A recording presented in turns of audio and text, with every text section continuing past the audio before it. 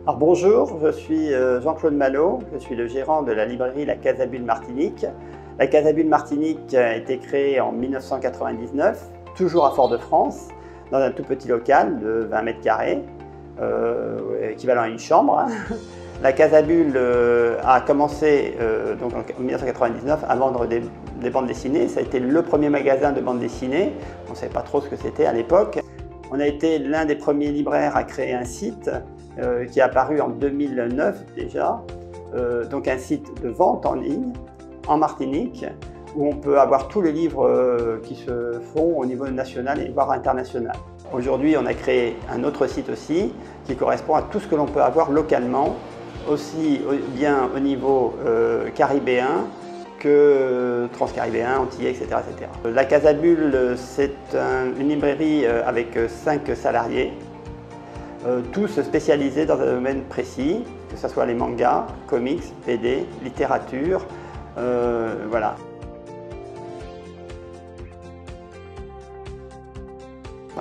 Il faut avoir une très bonne accroche avec les clients.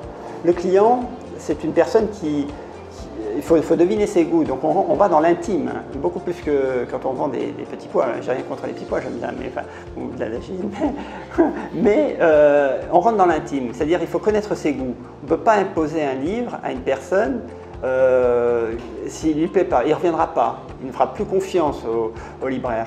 Pourquoi on devrait choisir ce métier? D'abord pour le livre, déjà.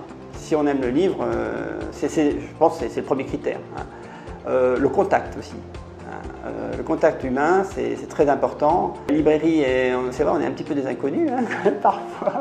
Non, c'est vrai, on pense qu'on est des bibliothèques, mais non, on vend aussi du livre. Et je pense qu'on a des clients très très fidèles.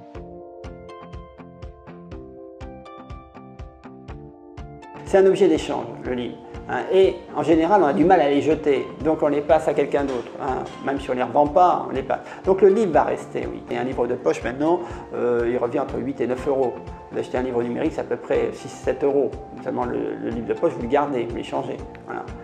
Une BD numérique, ça vaut 14 euros, à la place de 20 euros. Vous voyez, donc il n'y a pas beaucoup d'intérêt. Et en plus, bon, c'est le toucher, c'est l'image, voilà. Quand on a ça chez soi, on est fier de les montrer. Puis on peut avoir aussi une dédicace d'auteur dedans. Enfin, voilà, bon, on va pas revenir dessus, mais c'est vrai que c'est pour ça que le livre, je pense, a quand même de l'avenir. Voilà. Il reste. Et puis, il y a une chose qui est importante, c'est que le livre garde en mémoire les choses. C'est-à-dire que le numérique, on dit oui, il suffit que je vais taper un titre, je vais l'avoir. Oui, mais on s'aperçoit de plus en plus que les choses disparaissent. Que des livres, d'abord, même déjà dans le secteur du livre, il y a beaucoup de livres qui disparaissent, contrairement à ce qu'on croit. Et puis, sur les sites, de plus en plus de livres, on ne peut même plus les lire. Voilà.